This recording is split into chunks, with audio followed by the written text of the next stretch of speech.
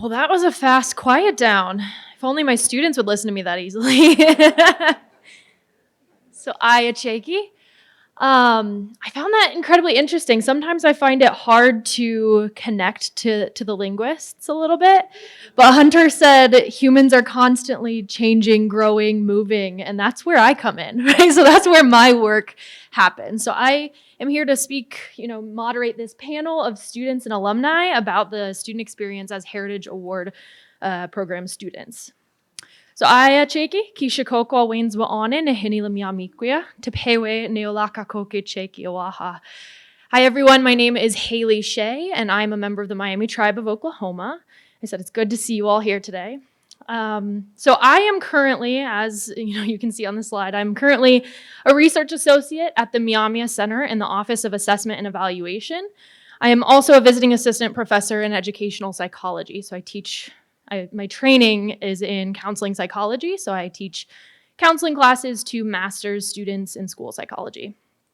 I grew up, when I was about 10 was when I started attending tribal programming, right? So I went to the very first A1 Zapata camp, went all the way through that, attended Miami University as a Heritage Award student myself, and then I pursued a PhD in counseling psychology at Iowa State University.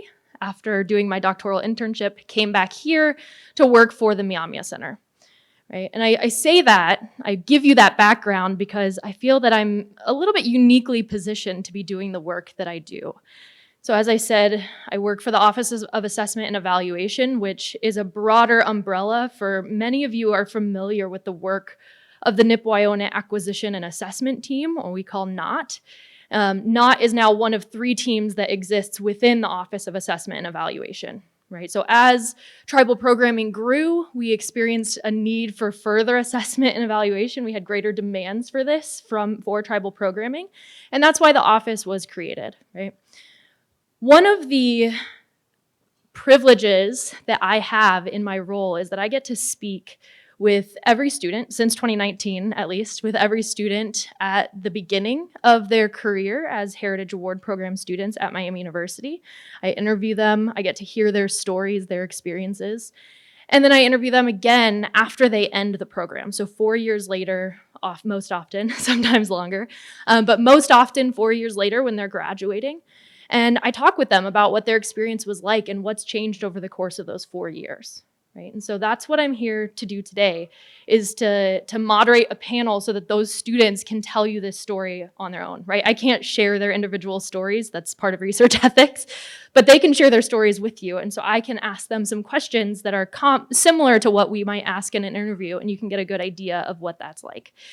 I think particularly interesting this year is that we have 2 alumni on our panel, right? So we have current students, 3 current students, and 2 alumni to give you an experience or give you an understanding of how the program has maybe changed over time, right? What has changed since, I'm gonna call you out, Mika, but Mika's the oldest on the panel. So what's changed since she was here to when Brad was here and now the current students.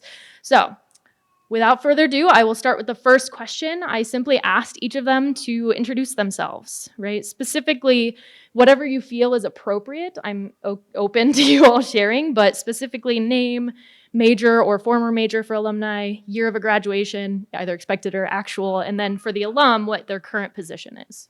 So, take it away. Yep. Hiya. It's really good to be here today. Should I stand up? I don't know. Can everybody see me? Okay. My name is Mika Leonard. As Haley pointed out, I guess I'm the elder of this panel. I actually graduated in 2006, so don't do any quick math. And I studied linguistics as well as French, East Asian studies, which at the time was a minor. I believe now it's a major. And, oh my God, something else that I had another minor. I forget what it is now. It's been a while. I currently live in Denver, Colorado with my husband and my 19-month-old who is currently napping but should be joining us later. Again, I graduated in 2006 and I work at a national trade association based out of Washington, D.C. Called the Native American Financial Services Association, which is a huge mouthful. And I'm in the Chief Operations Officer role there. I've been doing that for 4 years. I've worked a lot in Indian country, and I'm just really excited to be on this panel and share a little bit more about what I'm doing and about this, the Heritage Award, and kind of be amongst my panelists. So again, nice to be here today.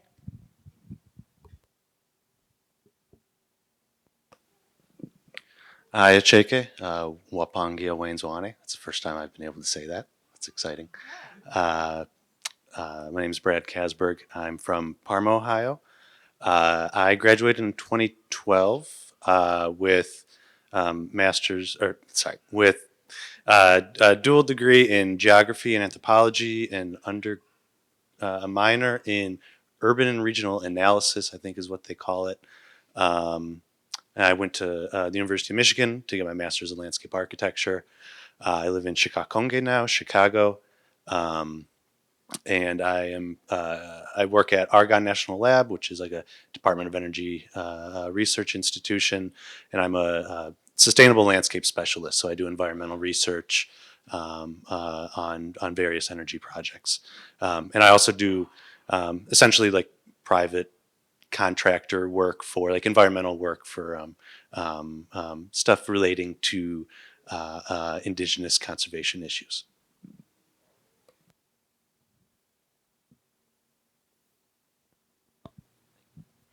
Hiya, Kayla Beerman. I am a 32-year-old mother of 5, and I'm actually considered a freshman here at Miami. I am studying computer science. That's really about it. Hiya, Pinjwell Wayneswane. I'm Logan Patrick. I am a physics major and a math minor. I'm expected to graduate next year in 2023, and I'm from Plainview, Texas.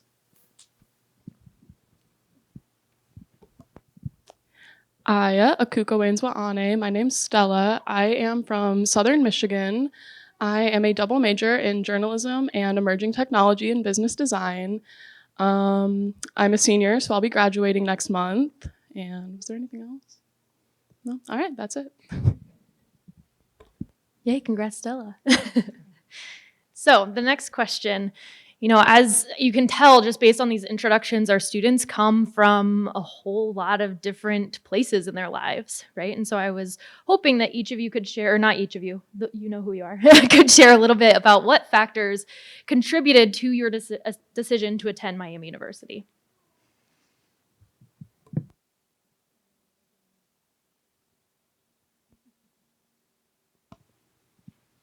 So like I said, I am a 32-year-old mother of 5. I didn't see myself going back to college. We moved to Connorsville, Indiana, which is about a 45-minute drive from here, so it wasn't too bad. And my kids are starting to get to the age where they're going to start going back to school, and I realized that retail, which is what I had always worked, is kind of a dying thing, so I needed to find a new career when they start school. So I kind of had considered, and I actually talked to Bobby Burke a couple times about coming back and never did it. And then the school had provided the opportunity for us to do a mini MBA program. And I was like, sure, why not? I'm just going to sit here and do it at home. No big deal. And I guess it was supposed to take like a couple months to do, and I ended up finishing it in less than a week. And when I told Kara, I didn't realize that was like a big deal. And I told Kara, and she was like, oh, you're done. Oh, okay. And I was like, maybe this is something I could do. And so I decided at that moment that I was going to go back to school. Kind of the previous times when I had talked to Bobby Burke about it, I had been like, oh, well, if I go back. And so I never did. So I decided at that moment that it had to be okay, what do I do now? Because if I say, well, if I do this, what do I do now? It's not going to happen. So I just decided like, okay, now what? Now what? And I just kind of decided then that I didn't have an option. And that's kind of how I ended up here. Personally, for me, the reason I came to my university is I grew up a lot with a lot of tribal influence. So growing up, my brother came here before me, and then I knew a lot of the staff, and I knew there was just a good place that I could come and kind of learn more about my culture and learn more about my Myaamia identity. And it was a really good opportunity for me to just come to school out here, get a different place because I'm from Oklahoma, Texas, so see more Midwest. and just kind of learn more about my identity and such. And so that was the biggest influence. And then also meeting President Crawford at one of the winter gatherings just before the pandemic, before I came to school here. I got a chance to talk to him a little bit about the physics program and hear about how good it was and such like that, him being a physicist himself. And so I thought it would also be just a good school to come to for that. And so thus here I am. I think I forgot to mention that I'm actually from Oxford. I was born down the road, like quite literally. So I spent my whole life here until it was time to go to college. And I think there was just never a question of where. It was always, like, you're just going to go to Miami. And I applied early decision pretty early on, I think, in my senior year. And I actually started taking classes here because for Talawanda students, which is the local high school, you can take classes here through, I think, the Department of Education for the state of Ohio or something like that. So I actually took like a whole year's worth. It was a really good way to get out of going to actual school as a senior. So I did a lot of my prereqs before freshman year even started, and just kind of launched right in. So yeah, for me it was just I guess a little embedded. And my brother had also gone here. My dad taught here, so we're pretty much a Miami University family as well as Myaamia. Guess we now know how you had 2 majors and 2 minors. All right. So our next question, right? So a lot of our students have different experience levels with engaging with the tribal community when they come into Miami University, right? And that there's a full range of experiences that folks had. So I was hoping to give some examples of that. So in what ways did you interact with the tribe and or your Myaamia identity prior to attending Miami University? And then I also have a follow-up here I'll ask now, but you all can answer whenever. How has that shifted since?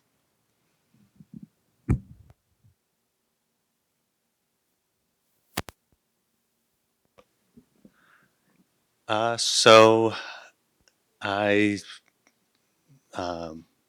knew I was Miami.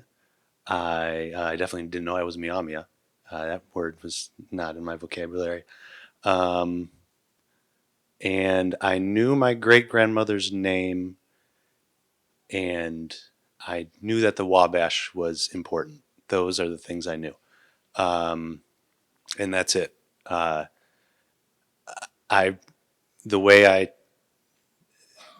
interacted with it, engaged with it, it was something that was always interesting, and it was always something that was like mentioned, just like, yeah, and it was like, like a cool thing to say at school. And I have vivid memories of my sisters are older than me, like 9 and 5 years older, and just like pulling out an encyclopedia and like reading the Miami tribe, third of a page, 1 column thing, and like looking at the picture of Chief Little Turtle, and like that encompassed my identity. So it was always something that I thought was compelling and interesting, and I always tried to do small little research stuff for like school with it, but rudimentary, home encyclopedia book was really the extent of it. My experience with the tribe before is I was very lucky to have active participation for most of my life. For my mom, my grandma, and my great-grandma, so a couple of generations back, have been pretty active in the tribe. So I remember just kind of being dragged along, younger child, not really understanding it, coming to annual meetings, getting to watch my brother go to A1 Zapata and then our language camp, and wanting to be old enough so I can finally go before we had the younger program, which unfortunately the year that I was old enough to go, the overnight camps was canceled, and I was really sad about that. It was heartbreaking for me, partly. I still blame Chinguya for that. Not the person to blame, but he is a good person to blame, I should say. And so then after that, once we figured out our travel plans and we're old enough to like drive and such like that, I started attending more of camps and coming down here. So I went through the program as a camper, and then eventually went through the process of junior counselor, then counselor.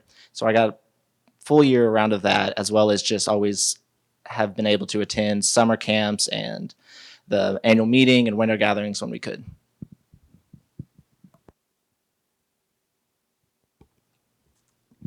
Yeah, so I also attended A1 Zapata during the summertime, but outside of that, I didn't interact with the tribe very much. I obviously knew I was Myaamia, but it wasn't something that I thought about the rest of the year outside of those like week or so in the summer.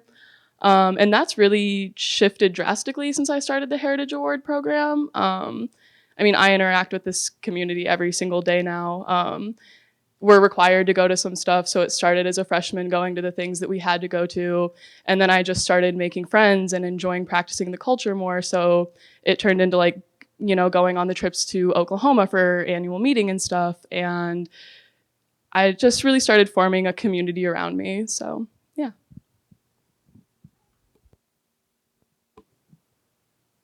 Anyway. Yeah, that sense of community is something that really stands out in the interviews that I do with students. That's the thing that tends to, you know, really crystallize while students are at Miami, in the Heritage Award Program specifically at Miami, and is what carries them forward after. So my next question is, what did you expect to learn in the Heritage Award Program, right? So putting on your hat of like, before you came, what did you think you were going to learn?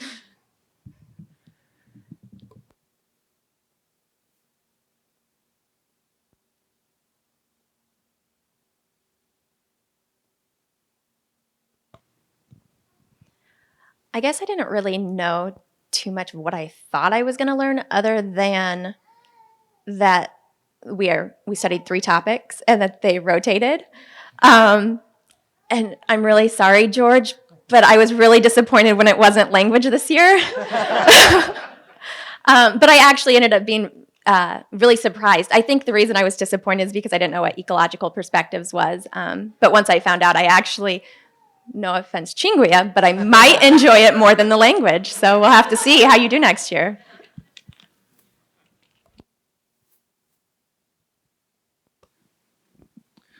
So some additional background. I didn't start at the Heritage Program when I was a freshman. I didn't know this existed at all. I just was here, and then sort of announced myself at Bottom House.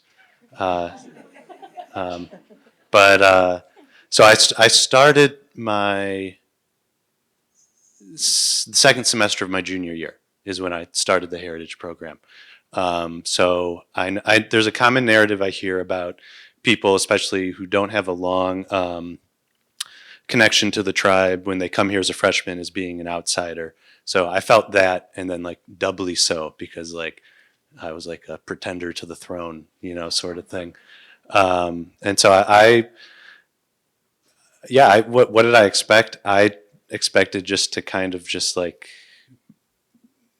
be loosely aware of some stuff and just be thankful to be, you know, invited. I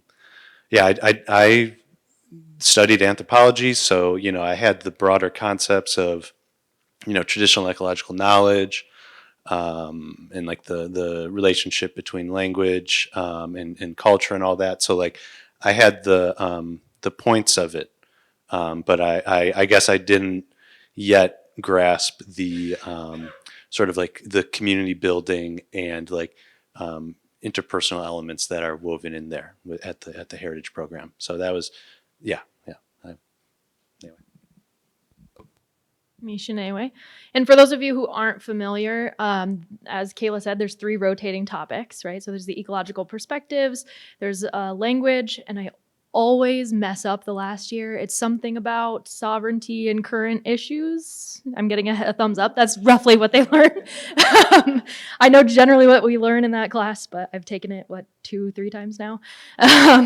But that's generally what students are doing. And then in their senior year, they complete a senior project where they're most often relating their major to a need of the tribal community, though it can be anything they're interested in. So that's generally what the program looks like. And I put this picture up here intentionally because I wanted to emphasize it's a picture of folks after a Makasena workshop. Because, you know, we have these classroom experiences for the Heritage Award Program, But as has been alluded to, there are so many learning opportunities outside of the classroom. And those are often driven by the students themselves asking for these experiences, right? Asking, can we make makasina? So we brought in Scott Shoemaker to teach how to make makasina, right? So that's another example of a learning experience that students have. And so how is and was your experience similar or different from that expectation?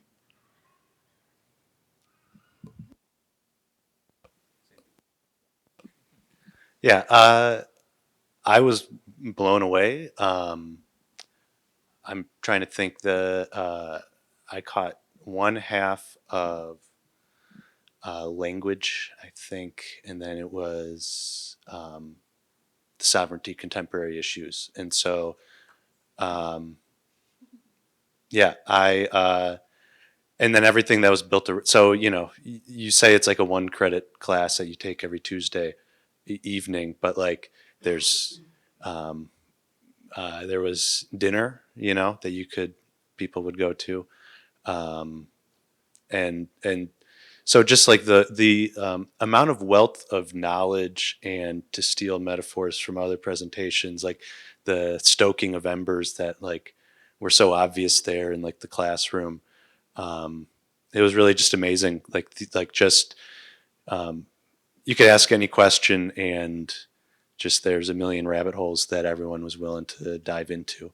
Yeah, just really, really fascinating and really gratifying to learn how not only this is relevant to us as like our ancestors, but understanding how other people and our peers within the tribe are reacting and dealing with these issues. I think that's a really cool space for us to have.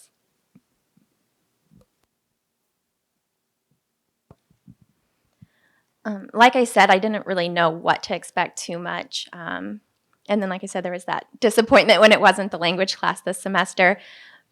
But I would say I was really I wasn't expecting to learn as much as I have, or in the aspects that I did.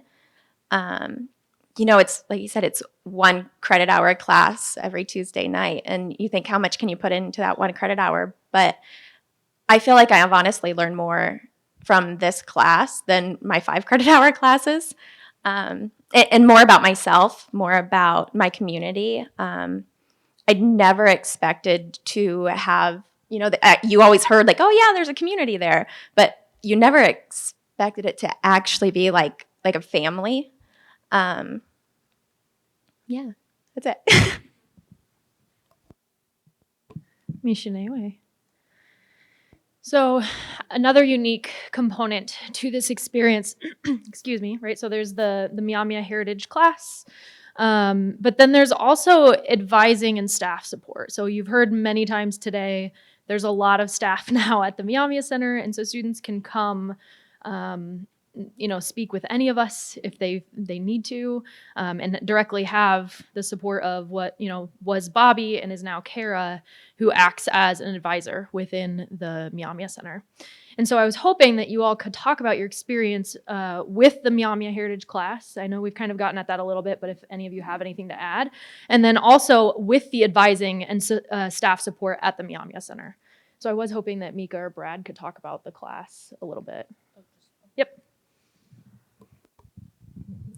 So not to draw any more attention to my age, but I am quite removed from my time here. And so it's really been interesting to hear my fellow panelists' experiences. Mine was quite different. I can't remember how many students there were sort of when I was going, how many tribal students there were. It wasn't a small number by any means, but we definitely did not have the same sort of camaraderie, if you will. And I think that was just, we didn't really have the same backing and history, and I'm really excited to hear sort of how it's been for you all. I don't think we did like dinners after class or anything, but I will say that despite that, there are people that that I met through the program that are relatives of mine now that, this many years out, we still have this bond now that we probably wouldn't have if we were just alumni. And I also think that the environment of this university, as well as the whole world, has changed a lot, especially in the last 2 years. And I'm really happy to see that I think it's a much more inclusive environment for Myaamia students, that in a way that I don't think necessarily existed for me, when I was going here. Remember, maybe some of you know or remember that this place was called J. Crew U. I hope it's not anymore. It was known as a really preppy, rich, white school. And that was a lot of my experience going here. I had to explain to a girl in my freshman dorm why you don't use the word Oriental to describe people. She didn't know. She's from Cleveland. But so, I'm really happy to hear that this is what it's turned into. So many things that didn't exist when I was, pre-college, and certainly while I went to school here. And I'm just really pleased to see how much it's changed, and how much I think the university and the tribe have really held up that commitment that they, the whole reason why we're here today, that it wasn't just lip service. So I guess, I'm very hopeful for what's going to happen from here on out, and excited for future prospective students, if there are any out there. I hear a baby crying, maybe mine will go here too. So yeah, that's my thoughts there. Yeah, I never, I don't think I spoke to a counselor in my life until Bobby pulled me into her office. And so I didn't know what was going to happen. I thought I was in trouble. But so it was nice to know that she, and again, it was a different relationship, because I had, 3 years into the university. I didn't really need help, getting my feet into, the academic rhythm of Miami. But yeah, it was nice to have that support. And I started working at the Myaamia Center, I think right at the beginning of my senior year, maybe a little before that, doing like GIS work, because I was a geography major. And so I feel like I got a lot of roundabout support through that. So working with Daryl and George and Andrew Strack, it was a much smaller office, so we were like all on top of each other at that point, and we would just like dream about like how cool would it be to have like that one room in the bottom house. And it's gone beyond that. But it was cool to see the transition, where like we would hang out in the office. We would be right. I mean, I don't know how Andrew Strack worked, honestly, because we would just be right there annoying him, and just egging him on. So we had that space, and now like as I come back and revisit, as we all do, you never really leave. Seeing like students just like totally like sprawled out across like chairs and just hang like it's not a question about can they be there. Like the whole center has created space for them to have a little corner of the university for ourselves. So it's very, very nice to see that support.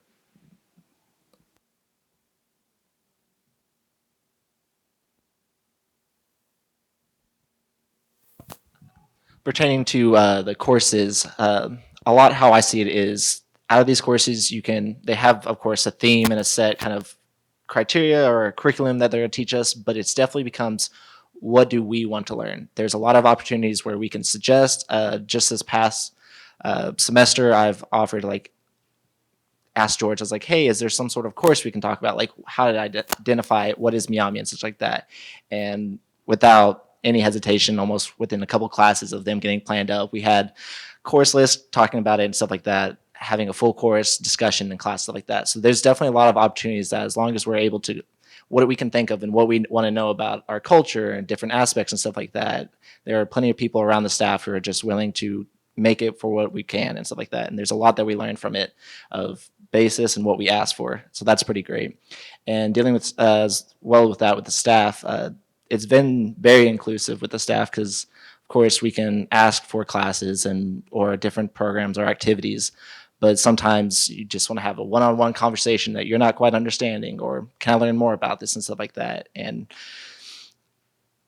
of course, they have office at all certain hours they're working, stuff like that. But around the clock, they will work with you, talk with you. You can go in their office as long as they're not super busy. They'll love to have a discussion with you and just teach you all about what you want to learn, or give you more resources of how to figure out what, which has been very helpful throughout the years.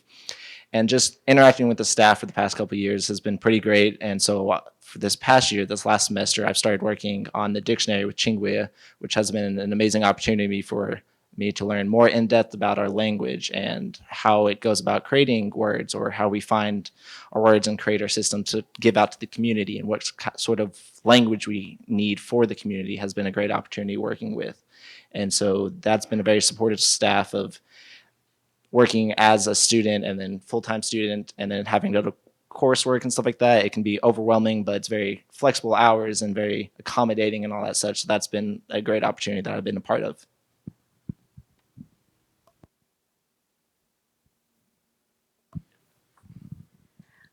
I would say the staff at the Myaamia Center is very accommodating and understanding.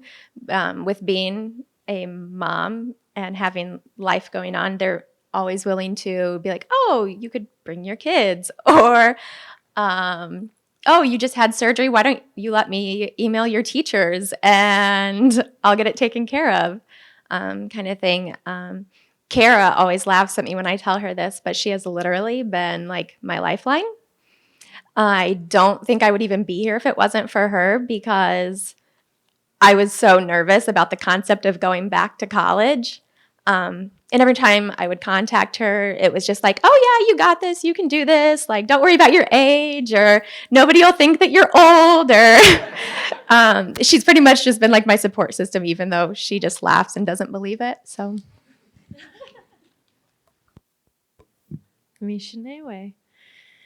So out of our research, we've identified that something that a lot of students talk about, and I think Daryl mentioned this yesterday, is that many students have this like aha moment, or what we call a formative experience, that really shifts the way they view their Myaamia identity, right? So it shifts gradually over the course of the 4 years, but for a lot of them, there's like one thing that just really connects things for them, right? Things like study abroad trips, participating in National Breath of Life, becoming a counselor for camps, attending a winter gathering even.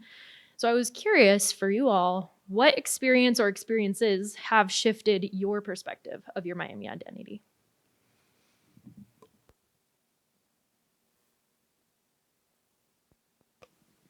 So I have, there's two. I think there's like phases to this. So again, I started this second semester of a year, and winter gathering is January, end of January. So I was invited, and, you know, I mean, I really wanted to go, and I was nervous about it. I don't know if I talked to people on the bus, because I just felt like, like I'm a phony. And then in Oklahoma, I got hugs from the business committee. I think your mom hugged me, and it was just like, yeah. And it was just like, oh, okay, like this is not a question. Like this is absolutely wonderful. This is this is what I'm supposed to be doing. So that was definitely like that revved the engine of like generating like my identity as a Myaamia person, and then my job as a GIS specialist, I'll say, that was really really good for me, because it kind of like swirled everything I was doing together into one thing. So like it was history, and it was GIS, and it was kind of ecology, it was language, and all of this was merging into one thing, and I could like see not just my identity being like generated from that, and the information I was gleaning from all the work that I was doing and conversations I was having with people, but I was also seeing like myself in like a career, like create itself. Like I saw that path of like all these individual things I was interested in and think about all the time, turning into something productive and meaningful to myself and to people I cared about. So yeah, it was definitely that opportunity that was given to me. And again, I think I mentioned I took GIS, and I think George's face lit up and brought me in.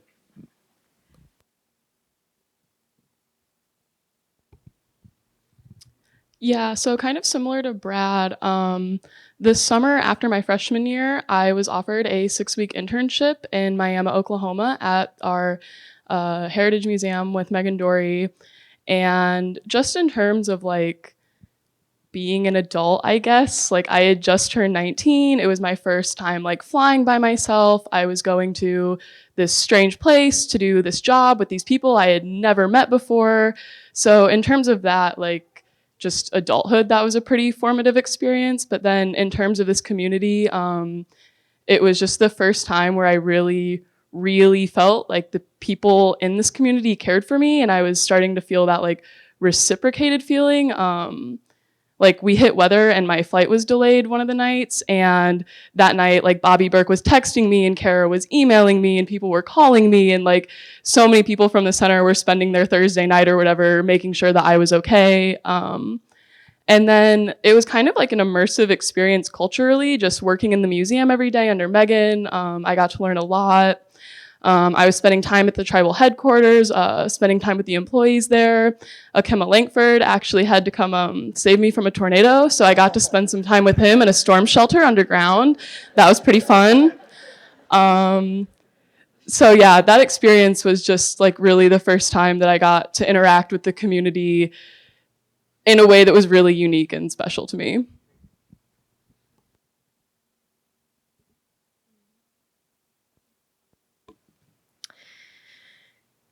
So, our students are also multifaceted, right? They don't just exist as Myaamia students on campus. They're doing other things as well. And, identity, right, is very intersectional, and all of those things that we do and all of our identities impact one another.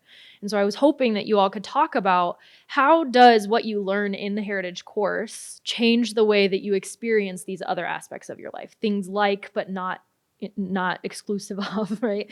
Classes, jobs, extracurriculars.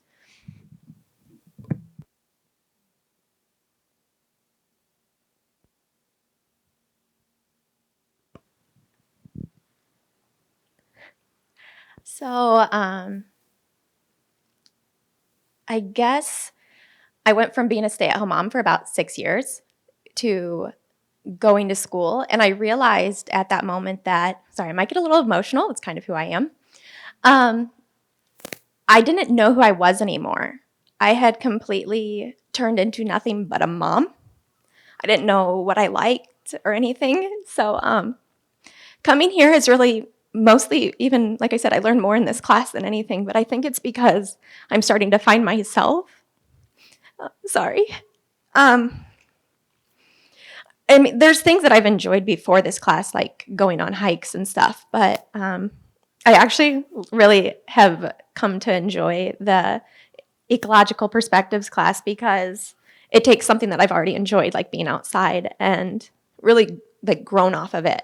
So now when I'm out on a hike with my husband, we're really focused on the plants and, oh, did you know you can do this with it? Or, oh, I wonder when we can like get some maple trees that we can go tap ourselves, or, I've also taken things that we've learned in class and used them in my life. I have my daughter is 5. She's very into trying to learn the language. And we talk a little bit at home, but for the most part, whenever we go to the grocery store together is when we tend to have little conversations back and forth, and she'll ask me what something is, and I'll tell her, or I'll tell her I don't know. And I'll say, I'll look it up later. So we go through the aisles at the store, and pretty much, I would say just the biggest part has been working on finding myself and things that I enjoy.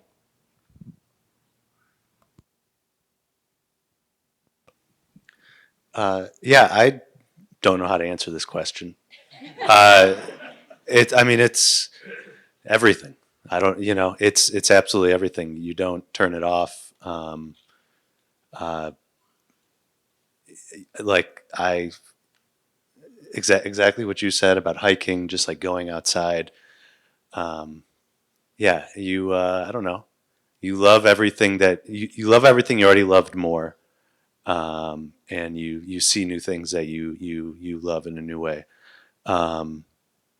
But I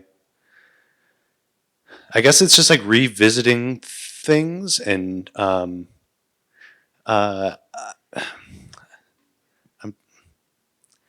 I don't know how to say this. I'm trying to bring it to Dungeons and Dragons. I am, but I'm trying. I'm getting there. I don't know how to weave it. So I mean, but before that, like it takes you to reassess. I mean, it's like Neo in the Matrix, right? You see everything new, and so then you start assessing everything and questioning and why is it like that? Why is it like that? Why what this is a conventional American perspective. What's the Myaamia perspective? How does that differ and why? And that's not something that anyone has an answer to, but you constantly ask it anyways. And so during the pandemic, I was lonely. I assume others were as well.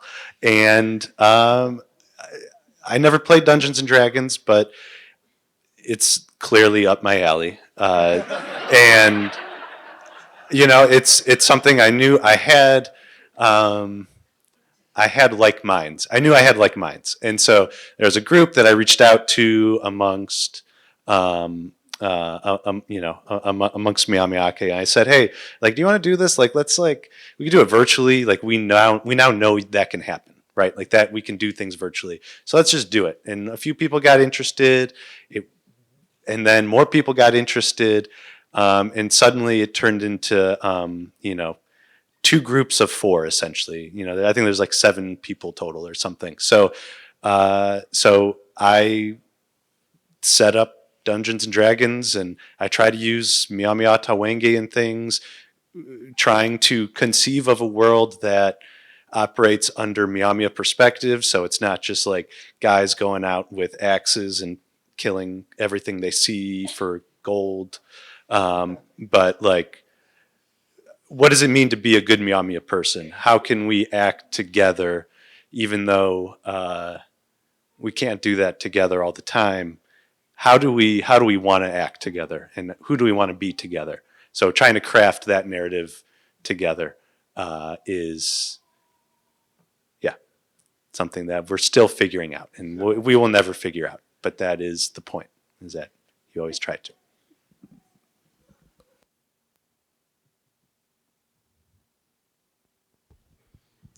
Yeah, so it's definitely hard to put into words how like once you start learning about things from a Myaamia perspective, you don't really stop. You just like slowly start more and more seeing things as a Myaamia person, and I can't think of any better way to say that.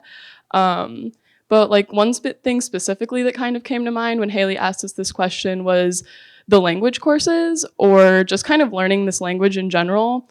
And it kind of changed a lot of other facets of my life because it gave me this like solid thing that I could share with my friends who weren't Myaamia. And it gave me opportunities to talk about my culture with my other friends in a way that I hadn't really before.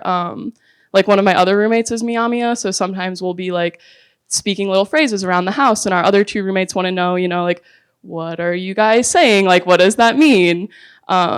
So I think that's definitely a big part of like kind of that shift in perspective. I have to say I am in one of those D&D groups, and my group is primarily women, and he gets so frustrated because we never do what he expects us to do. We don't kill anything in our group. But on the other hand, how have these other experiences that you've had also influenced the way you learn and interact within the Myaamia community?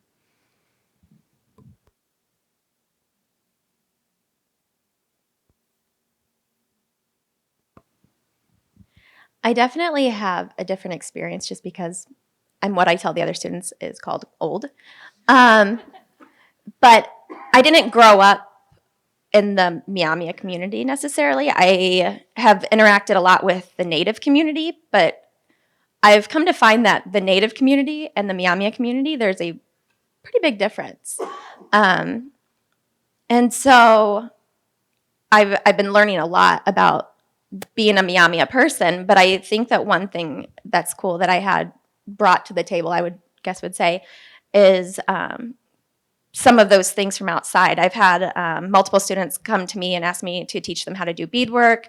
Unfortunately, we haven't found some time to do that yet between classes, but we'll get there. I've also taken some of the persimmons that we processed in class. I've worked at a couple different bakeries, and so I took that and adjusted some of our recipes and baked stuff with them and brought it into class. Another thing we're actually getting ready to do in the next few weeks, I've had the experience of ordering eagle feathers and parts from the repository many times and processed those and used them to build things like regalia for powwows. And that's something I actually had just gotten a tail in, and we're going to be processing that in class and teaching about how to respect those and how to go about the process of getting them and things like that. So I feel like even though I'm trying to learn as a Myaamia person, I've been able to take some of my experiences as a Native person and try to help educate other people as well.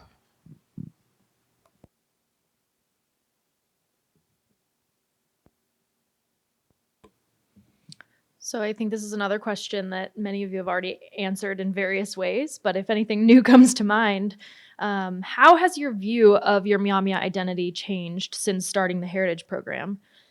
And for alum, how has it changed since graduating?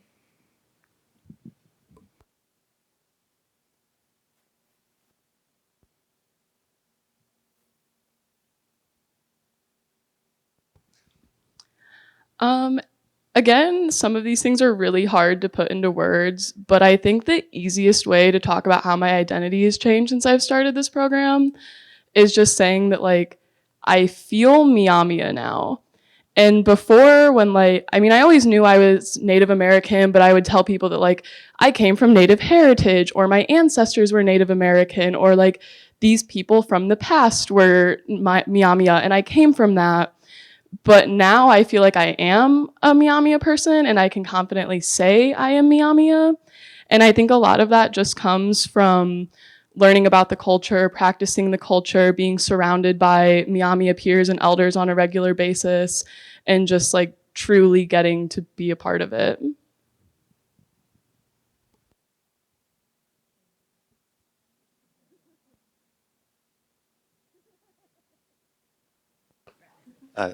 I apologize for talking so much, but one thing I wanted to add was that it took a long time for me to realize this, but because the Myaamia Center is so good at what it does, and it's so integrated with tribal government, and there's like so many good events, it took a long time for me to realize that, like, despite all of those positive things, that's not the sole source of community, and that we as individuals are active members of the community. We're not dependent on formal institutions to create events to participate in. It's not like we on a federal holiday have to do the federal events and do things that only happen there. Everyone's up to their own action. So really kind of embodying that and thinking about it in it's a reciprocity thing, right? It's I was sort of just kind of in some ways just taking for a long time, and now I'm realizing that also as I'm getting older, playing a different role and performing different responsibilities and giving, where before I was purely sort of taking. I think for me, I always had a really strong sense of my identity. I think just growing up around the tribe so much, and my grandpa and my family and everything. And then switching gears professionally, working with tribes so much after the fact. I've worked in Indian country all but like 4 years of my professional life, and with all kinds of tribes. That really opened up my eyes. I only knew this tribe, and I knew other tribes existed, but I didn't really think about it that way. And meeting them, I will say I think we're one of the nicest. I really do. I really, really do. We're one of the most open to people that aren't from our tribe. That's not necessarily common. It's made me think a lot about what sort of allyship looks like as a Native person, and how to help talk about your Native identity, talk about your tribe, talk about, Indian country in general to non-Indians. Because I get that question a lot. I'm sure people here do too. People say, well, what did you think when the Redskins changed their name to the Washington football team? Or what happened when Miami changed its name? Those kinds of questions, because that's kind of big in the news right now. And I think Native identity and culture and just what tribes are is suddenly so much more on the radar than it was. And I think a lot about how can I be I like to use the word sort of a good steward as an Indian person and as a Myaamia person, of how I can share who we are. Because I think, we're not a small tribe, we're not a large tribe. And, Native Americans as a whole make up such a teeny tiny population within this country that it is our job to help tell people and tell our story. I always think too that if we don't, then we're relying on, the encyclopedia page that Brad might have been looking at however many years ago. But it also floors me still in 2022, right? How little people know about tribes. But again, I'm glad we're out there to tell the story. So, and here we are telling it often now in our own language. So I think it's wonderful. Mishinewe. So that brings us to our final question, right? Again, we're putting on our hats of imagining something here. But how do you think your life would be different if you didn't attend the Heritage Award Program?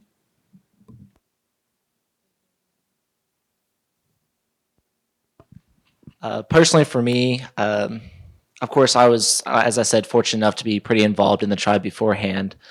But a lot of, I guess, my participation was solely around, summertime activities. That's when the most influential, most opportunities for me to go, especially growing up in school and stuff like that. That's just how things work out with being farther away from the tribe and stuff like that, my home, Oklahoma. And so when I was looking at college and stuff like that, I don't think if there wasn't the Heritage Program and I couldn't come to my university, I don't think I would have grown as much as a Myaamia person, because growing up and such, that I always felt that my Myaamia identity was kind of a summertime activity. I'd go have a week at camp, go to the annual meeting, have a great time, be around with family and such, and then go back to school where kids don't really care. They are very unaware of such things, or they would joke around like, oh, that doesn't really matter. That's a thing of the past. You're not like a modern being of identity and such. And so I really struggled with just continuing that all year long. So luckily, fortunately, coming here, I've been able to learn how to have my identity constantly and how it's a part of me. And it's not just a summertime activity, or when I'm near my community, I can practice it outside and stuff like that. So without probably the heritage course, I wouldn't, one, know as much, but two, not be able to express my identity as Myaamia as much. I mean, I really, I don't know what I would be doing. I don't know where I'd be working. I think many of you know my mom. She's Japanese. I think everybody in Oxford knows my mom. And I always, my brother and I were really lucky that we really grew up very, very closely tied to both sides. And I always assumed that would be the professional route I would go into. I thought, oh, I'll be a translator. I'm going to work in business, or I wanted to be a linguist for the FBI. That didn't work out. And, and then now I've found that I've been working now in Indian country for so long. I really can't imagine doing anything else. For me, I'm so passionate now about how to help Native businesses grow. For those of you that aren't aware, our tribe, as well as many others, operate a series of very sophisticated for-profit businesses, and that money is then turned around and sort of replenished back into the community. There's such a huge market now, and tribal ventures are just, they're going to go through the roof, and it's an exciting time to be a part of that, and it's exciting to see what our tribe's doing with that. I just think, I can't imagine what we're going to be talking about at this conference in 10 years or 20 years, and I really, yeah, like you said, I can't imagine it. There is nothing else. So this is who I am, you know? Anyway, so to give you a little bit of broader context, the work that I do in the Nipwayon Acquisition and Assessment team, we're looking at how does language and cultural revitalization impact wellness, right? Like, how does it impact the well-being of our community? And I think these stories give you a really good idea of that impact, right? So I can give you the data, but I don't think that data really comes to life without the experiences of our tribal members, of all of many of you, without you all. So I hope that everyone can join me in saying Mishanewe. Big thanks to our panelists here.